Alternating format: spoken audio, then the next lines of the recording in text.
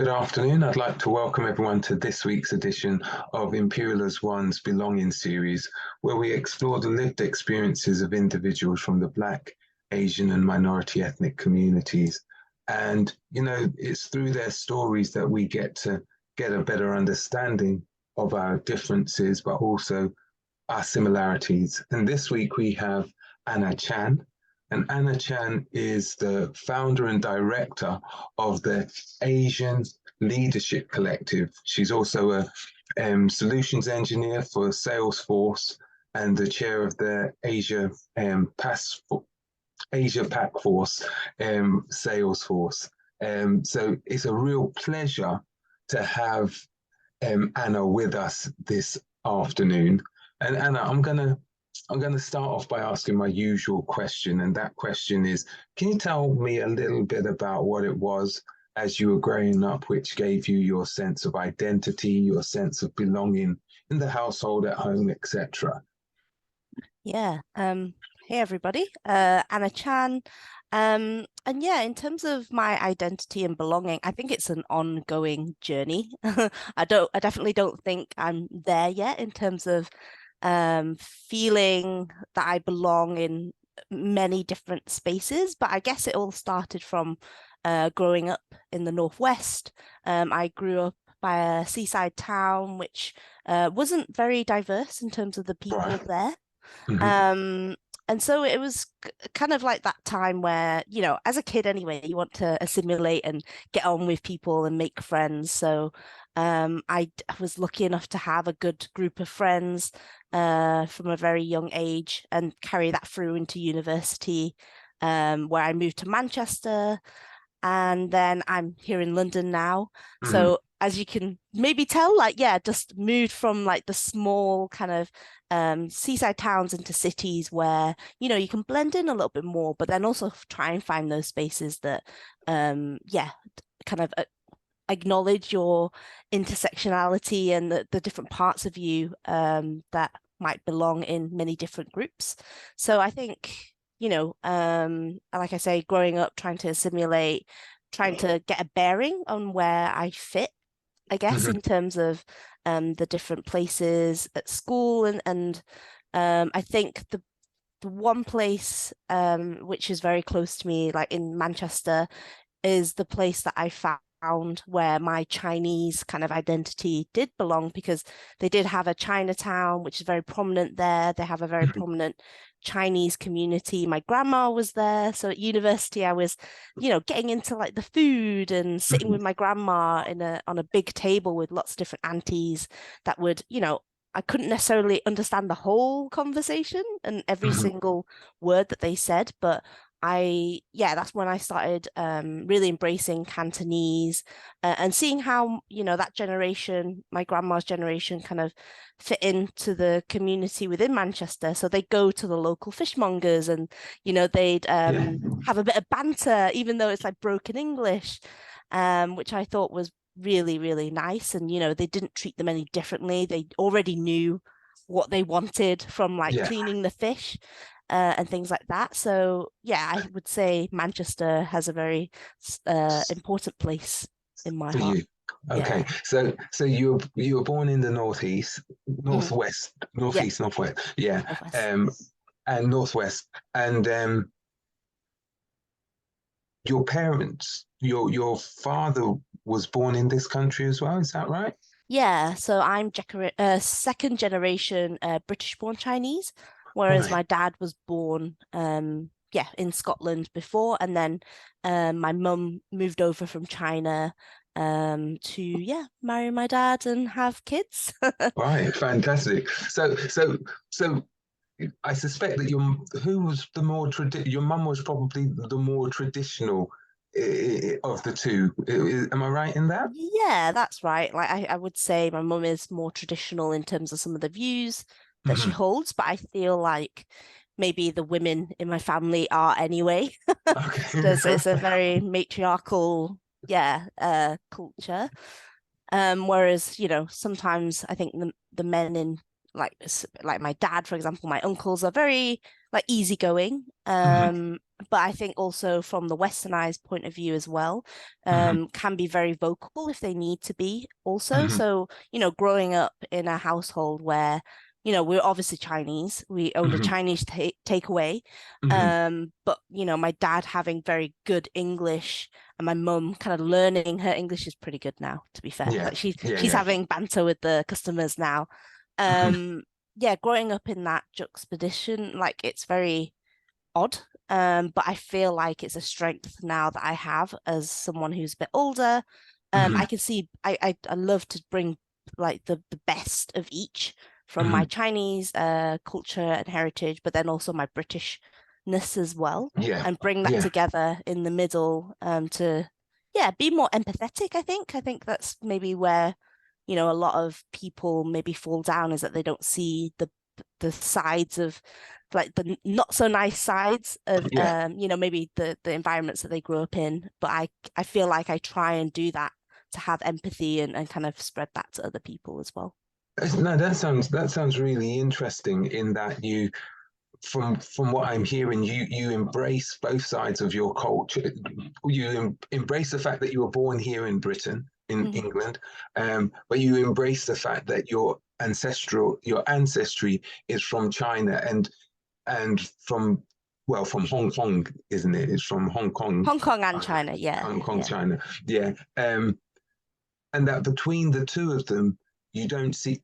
Do you see there being a major conflict in your kind of like who you see yourself as? Do you?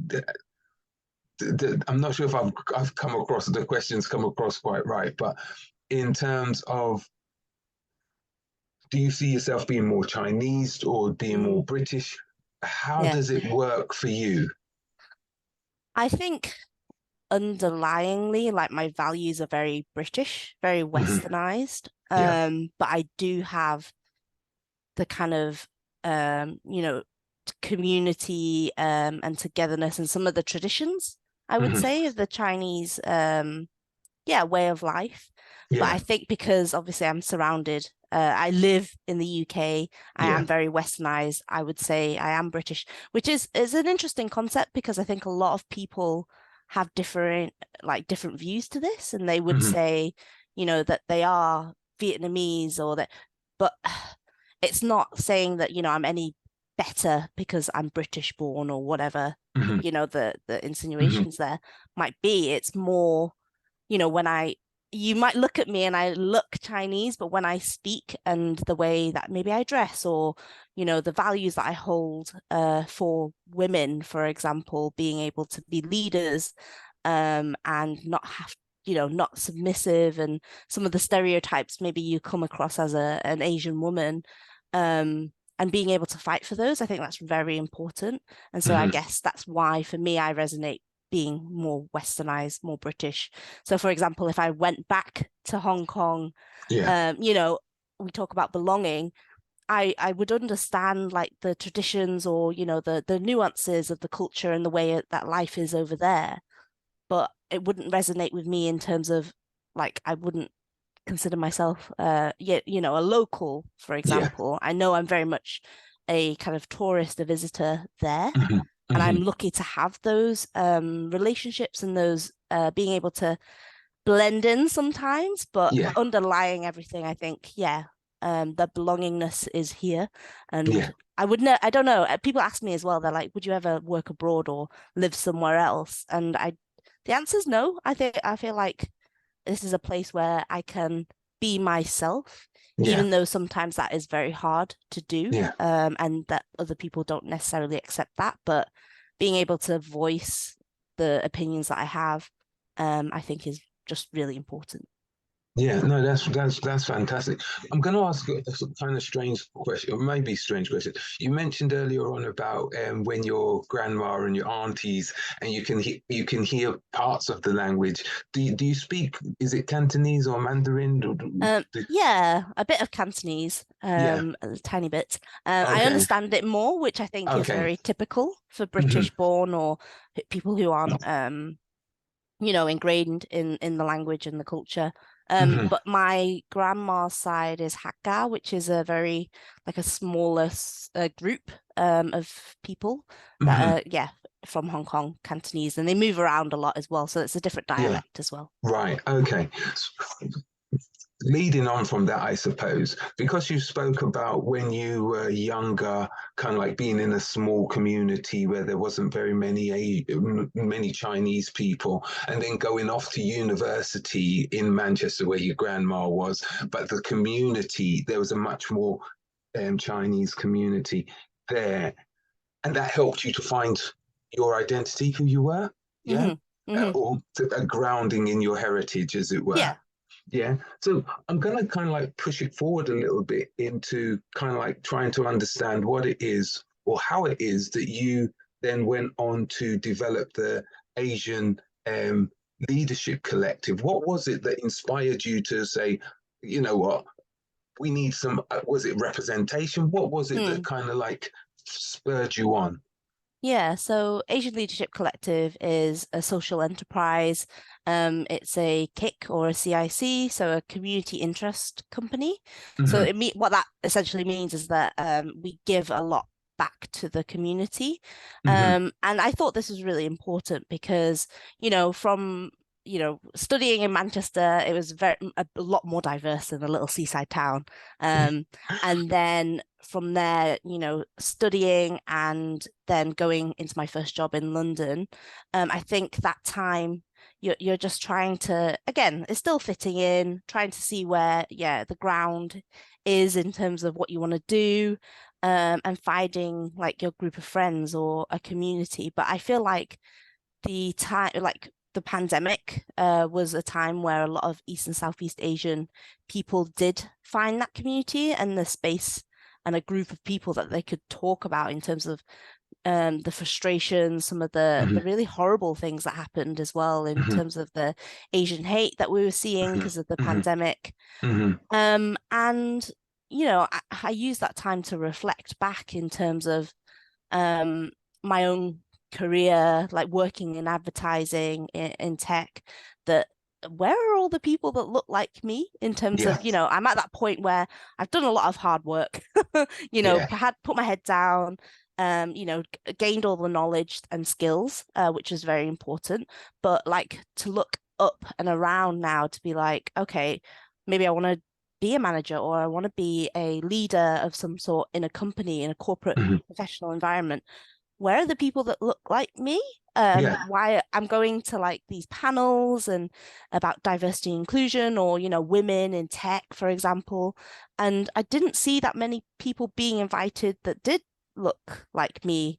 Yeah. And if, we did have Asian representation, it was mostly male representation as Right. well. Because I Hmm. feel like there is a nuance that Asian women kind of go through as well in terms of some of the bias that we see. And yeah, that's why I started Asian Leadership Collective because I'd already done before then as well, maybe 3 to 4 years. I held positions in employee resource groups. So Hmm. obviously I was leading a committee, Yeah. volunteering as well, which is very hard to get the resources sometimes. But I wanted to make sure that, the wider community was benefiting and being represented as well.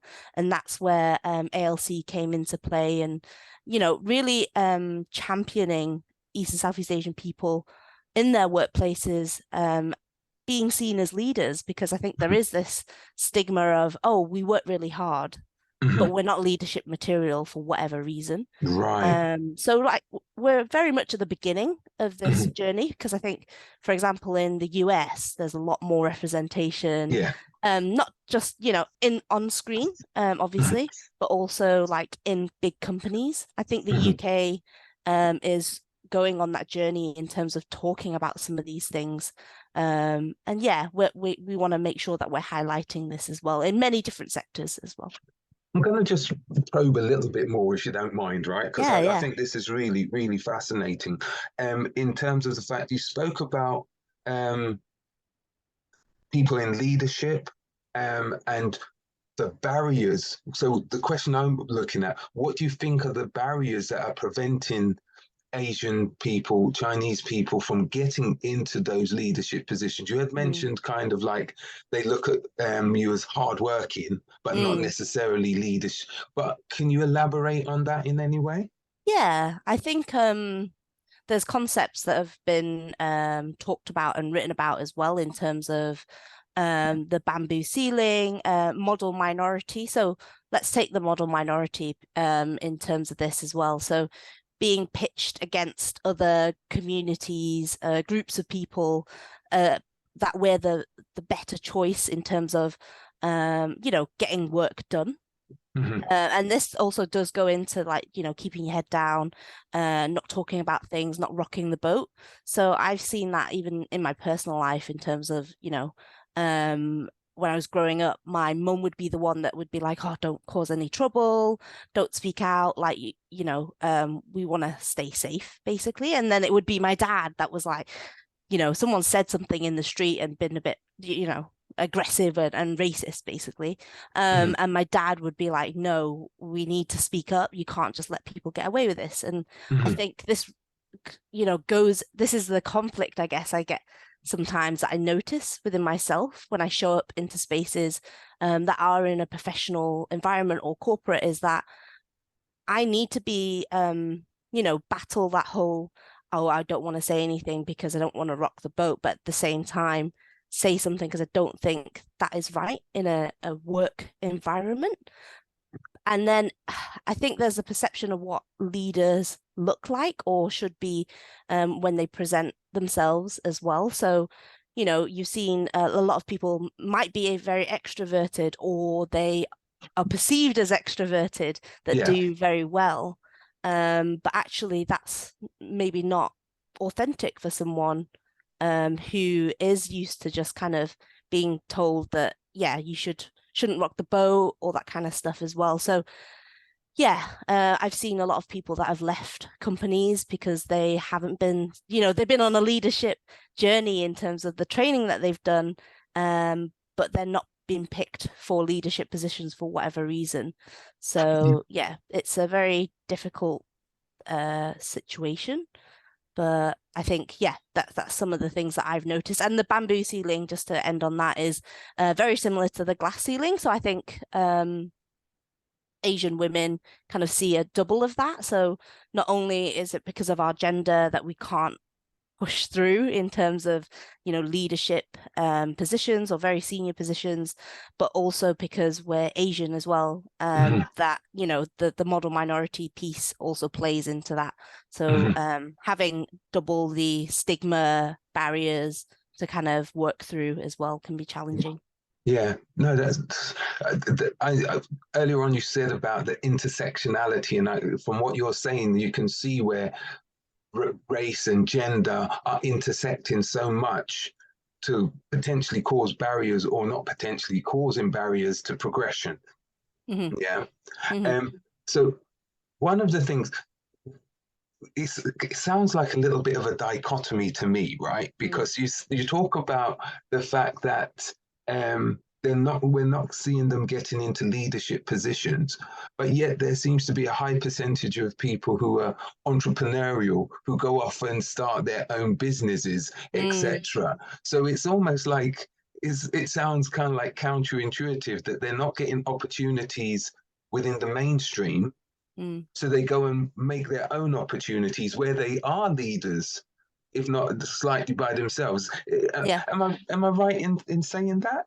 Yeah, I think so. That's what I've observed as well in terms of I don't know what it is in terms of, well, I have my theories. I think it is very hard to pinpoint these things. I Yeah. know there's a lot of reports, like the Parker report that comes out every year that looks at the top percentage of leaders within really big companies in the Mm, UK, and seeing how diverse that is. But I think, yeah, for whatever reason, you know, there seems to be an entrepreneurial innovation, a want to progress that is there, mhm, and that for whatever reason we're not succeeding in a very structured, environment. So mhm, I feel I've seen a lot where, someone's challenged me on that in terms of actually, there's loads of people that are senior and leaders and entrepreneurs that are of East or Southeast Asian heritage. And I'm Hmm. like, yeah, but like at the big tech companies, are we seeing that in Hmm. lawyer firms or accountancies? Are we seeing like big, that's what I'm looking at in terms of Hmm. my experience. But Hmm. yeah, when I do look at, businesses that have been really successful, it usually is in that environment where they're entrepreneurs, they're their own boss, as opposed to, you know, um, going down that professional route where potentially they are playing a game, the corporate game, Yeah, or in London, that's been called the rat race and things like that as yeah. well. So there's a barrier there, and that's what I'm interested in kind of learning a lot more about. Okay. Um, yeah. It sounds really, really interesting. I'm going to ask another question, which is about kind of like the kind of activities which the ALC does to help to promote, to help to bring forward. What are some of the initiatives that you're bringing forward to develop this inclusion, this inclusivity kind Mm. of practice? Yeah, so I have worked a lot of on a lot of campaigns. So our biggest campaign is East and Southeast Asian food in terms of that industry. And in November, we celebrate EC Eats, which is a hashtag. It's a social movement that was started by myself and a friend, a award-winning podcaster, Georgie Ma. Hmm. And that all came from, there was a MasterChef a contestant that was making East Southeast Asian food, but they were branding it as dirty. So it was dirty, but it needed refining, and this person was, able to do that. Which was very triggering and very, a lot of people spoke out about against it during the pandemic. And deciding, I said to Georgia, I was like, why are we letting this person take over our narrative of, Hmm. what is our food and it should be celebrated. We should tell our own stories. And from there we created the hashtag, got people to share. It's gotten over 12,000 shares and people using the hashtag on Instagram. And I think that's the whole core of it is deciding that you want to lead by telling your story and being authentic and celebrating, as opposed to, letting someone else just dictating our stories, where we can actually step into that space and take up space, and it's okay to do that. And last year we had our flagship event at Salesforce, at the big tech company in London, Yeah. to celebrate East and Southeast Asian food, but also business owners as well. So we had a great panel of female East Southeast Asian leaders in food, and they did talk about a lot of the challenges that they had, as well as what was so great about being their own boss and having their businesses as well. Hmm. So it was a space where we created and celebrated together.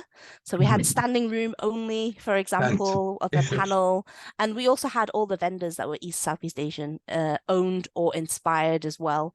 So yeah, I'm hoping that by having this space and showing that we can lead, whether that be from food businesses or being your own boss, that is just the start of, putting that courage to people, and that if this is the journey that they want to go on, that they're very capable of doing it. And we do have a lot of, a space and a community for people to talk to each other. So that's one of the biggest campaigns that we do. But we also work with other companies as well. We've done it in publishing, mostly quite a lot of food companies, to be fair. But yeah, from that diversity and inclusion aspect as well, in terms of an introduction to East and Southeast Asian community, people, history, because we don't see that a lot in the Hmm. mainstream. And I'm hoping that that is going to get a lot better. And we're very much at that beginning stage, like I say, in terms of understanding that awareness piece. And as we go along, we hope that more people will join us in terms Yeah. of the leadership, and then also, start getting people into those leadership positions that we Yeah. can see in your day to day, because I think that's really important.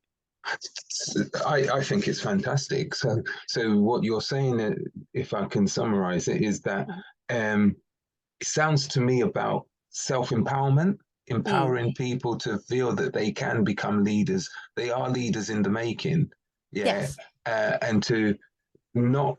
One of the things which I like the way that you spoke about controlling your own narrative. Hmm. Yeah, that some people try to say that certain things about, but you want to control that narrative, Yeah. and not put your own spin on it, but show it from your perspective. Yeah. Yeah, We should and definitely have our own say. yeah, yeah, that is it's your story. It's not somebody else telling your story for you Hmm. because they may not understand the nuances of your story. Hmm. Yeah. Definitely. Yeah. So I think that's fantastic. So kind of like from your perspective, Mm. right? How does that help to engender your own self sense of belonging, your sense of identity? This is a little bit more personal than the collective, but in setting it up, what does that help you? What does that do for you? Oh, I think my headphones have. Can you hear me? Can, I can hear you. Can you hear me? Okay. Yeah.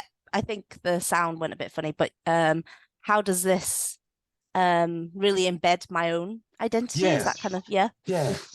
Um, I didn't go into, the creating my own business um in terms of I always knew and I was always encouraged to do this. Mm-hmm, It was very much the want of what can I do to help other people who look like me, have the similar experiences to me, feel that they are included, mm-hmm, that they're supported, because I mm-hmm, definitely did not get that until yeah, I'm like in my 30s. That's mm-hmm, way too long to not have like, people to speak to and people to look up to, and understand how I'm showing up. So yeah, really want to make things better for the next generations and, mm-hmm, start those conversations that I think are really important. Um, and I think it's just the learning, mm-hmm, always learning, adapting. Um, my view is very, you know, anchored in my own identity, right? Like I say, I feel British, Western, but then mm-hmm, I do have like those the waves and the intersectionality of my Chinese heritage as well. mm-hmm, Some people feel differently, and mm-hmm, I think it's just really understanding where other people are mm-hmm, and where you sit as well within that, to really define what your values are and yeah, again, I think values is a massive thing for belonging and identity.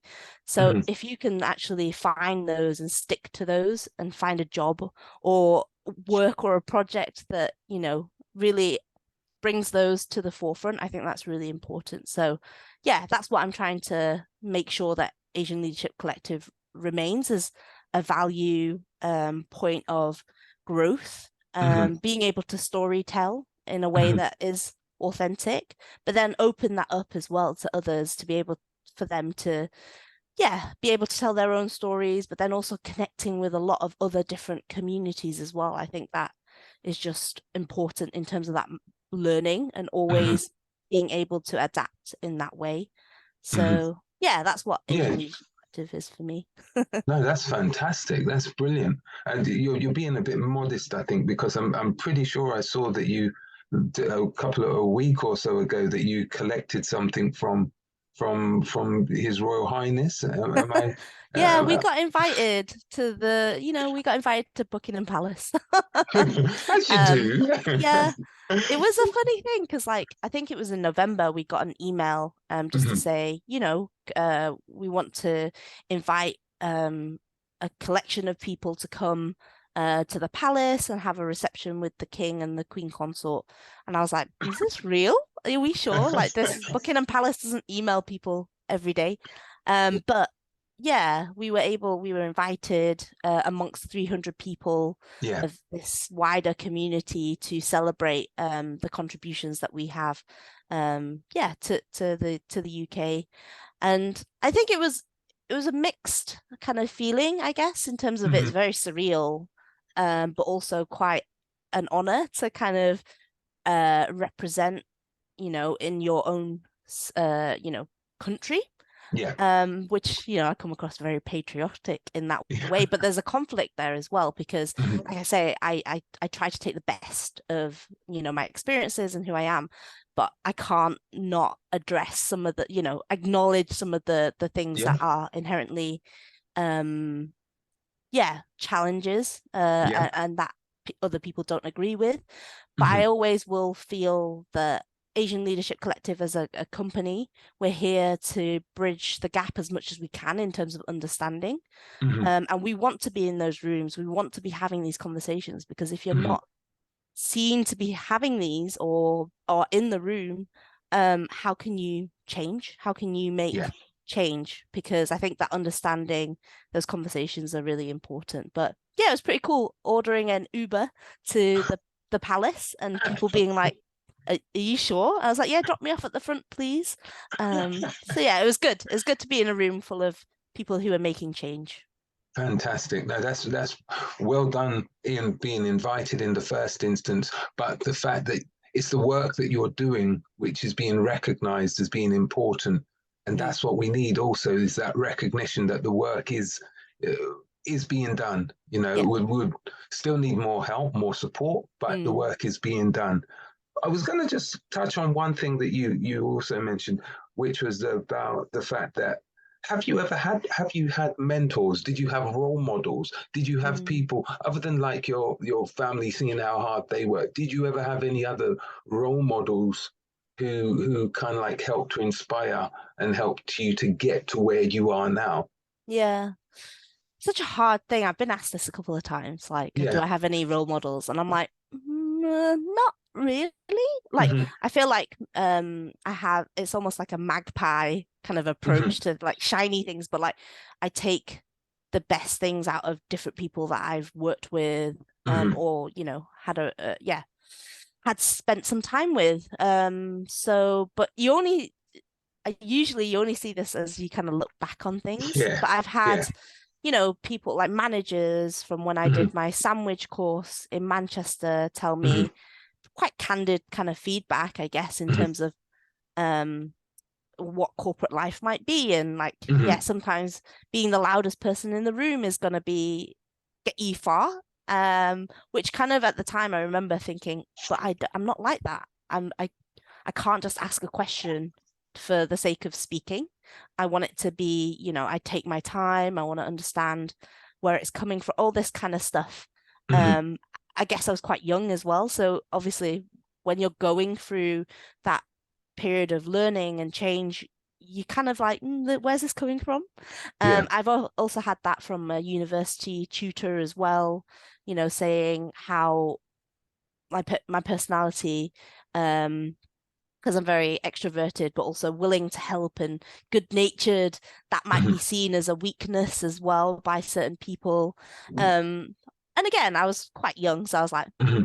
interesting. Hmm. But I have Hmm. seen that come to life in terms of Hmm. like a workplace environment where people do kind of see me in a certain light and therefore feel like they can treat me in a certain way. So, when we Yeah. talk about the biases and things like that, Yeah.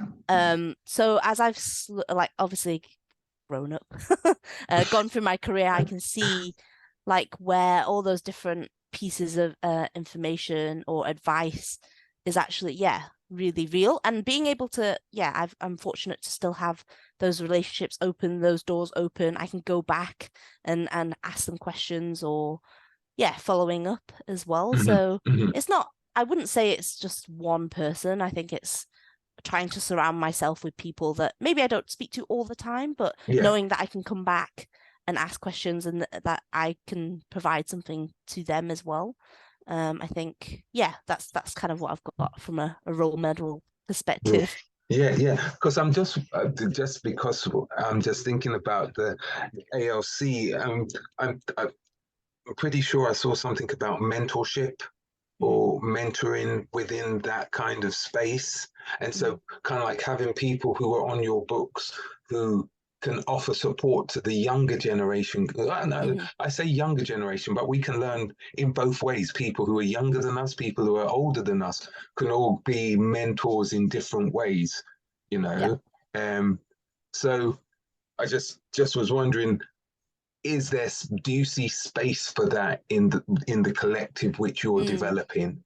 Yeah, definitely. I think again, it'd be good to obviously have these resources. We do have a directory where there are people in different industries, for example. So if you needed a subject matter expert Hmm. in, in the arts, for example, or someone who's a graphic designer or a coach, we do have a resource that East and Southeast Asian people can go to. And we use that as well in terms of if Hmm. a company comes to us and they ask, oh, do you know someone with these skills who's Hmm. from this background?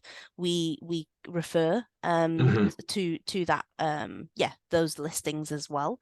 But I think in terms of mentorship, it has to be very structured. I think that's the Yeah, yeah, the way that it's successful. yeah. And I think, yeah, we definitely, in terms of Asian Leadership Collective, are looking at ways on how to, we do events, and obviously Hmm. that's where people initially meet each other, but where can we build a space where we can actually speak to each other on a regular basis, get Yeah. advice from each other, and then in the future, yeah, definitely have a mentor program, for example. But I think sponsorship to that point is very Hmm. important as well. And that isn't always going to come from someone who maybe looks like you, for example. So I Hmm. think, where allyship is really important, and having those people who put your name on a list somewhere, Yeah, or like, yeah, put you up for, I don't know, a promotion or anything like that, pushing your boundaries. I think that's really important as well. yeah. Fantastic. I'm going to just see if there's anyone in the audience who has a question that they might want to ask. Um, Other than that, what I was going to say is, because I think your story is really fascinating, um, and not just your story, but the story of the Asian Leadership Collective and where you want it to go and the kind of aspirations which you have for it. So, one of my final questions then would be, can you tell me, kind of like looking back over, I know kind of like you're still very young, right? But what would you say would be the wow factor that you would have experienced? So if your 8 year old or your 10-year-old self would look at you now, they'd say, wow, I've managed to do that, right? What Yeah. would you say that is? Mm, it's a tough one. I think going to the palace is probably a big thing.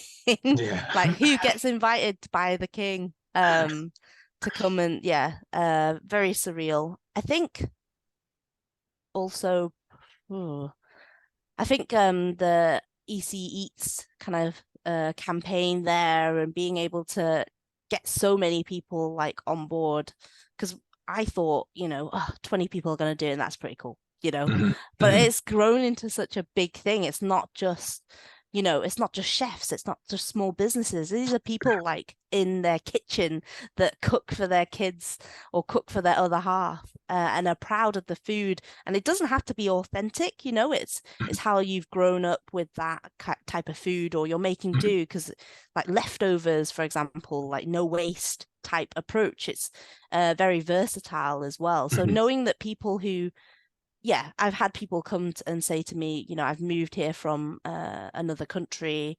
I'm so homesick, and I followed this hashtag, and it just makes me feel connected with people, with my food and my heritage. Like, that's such an amazing thing to Hmm. think that I was sat on my sofa just like thinking, oh, I'll just do this thing, why not?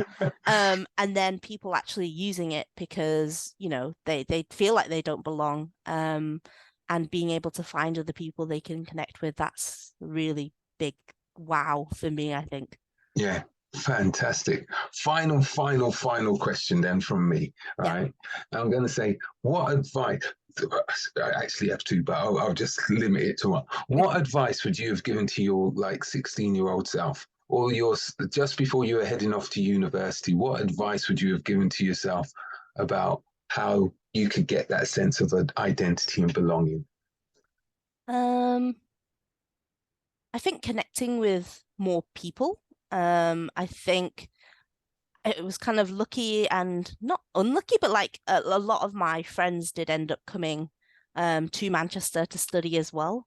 Um, but yeah, trying to find a bigger group or maybe a society group that I could have joined as well, Hmm. um, to really engage that sense of, oh, I didn't know that. That's so cool that you do this in, your business or your community. These are some of the struggles that you get, um, being however you present, you know. Hmm. And I feel like this generation, the generations, yeah, the younger generations, Hmm. are exploring that a lot younger. And obviously Hmm. that's with social media and all that kind of stuff.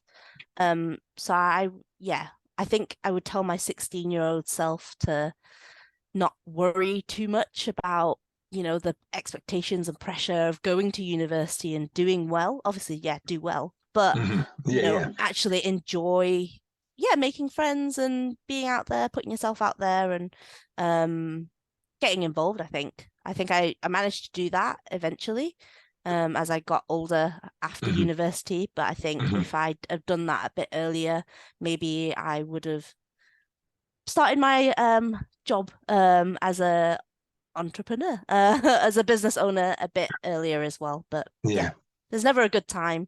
Just keep going, I think. brilliant. And I just want to say a big thank you for being our guest today on this week's edition of Belonging, and to wish you and the Asian Leadership Collective all the success. If we can help out by you coming and doing stuff at Imperial College, and I think that would be a really brilliant event to host and Mm, to help plan. I think it will be absolutely brilliant. yeah, Um, so definitely.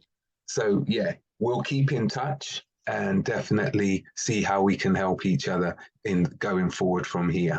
All Yeah, right. sounds great. Thank you for having me and thank you for building this space as well. I think it is very important to have places where we can have these conversations and share. So thank you. Definitely. Thank you. I'm going to just let people know what's going to be happening next week. And so next week, we're going to have um, Hamira Answari, and she is a postdoc researcher in the Department of Chemical Engineering at Imperial. So she's going to be our guest next week, and I'm sure she's got a fascinating story to tell as well. And if you have missed any of the previous interviews, you can always go to the YouTube channel, which is tinyurl.com/ belonging IAO, where you can hear this and the other. I don't know how many now. It's almost 3 years worth of work that we've gone through. So we've got a lot of videos there. So please go and have a look. Um, I've got a pick of some of them. I'm not going to say some of the best because they're all very good, but there's some really different inspirational stories which you can also have a look at as well. Um, but as I say each week, the belonging can only really happen when we start to connect with each other. And we can only start to connect with each other when we can hear each other's stories. And we've heard over 120 or 130 stories now, and each one gives a unique insight and a unique perspective. So let's continue to share our stories and let's keep searching for that sense of belonging and who we are. So I want to just wish everyone a happy weekend, and I hope to see you all again next week. Thanks again. Bye bye.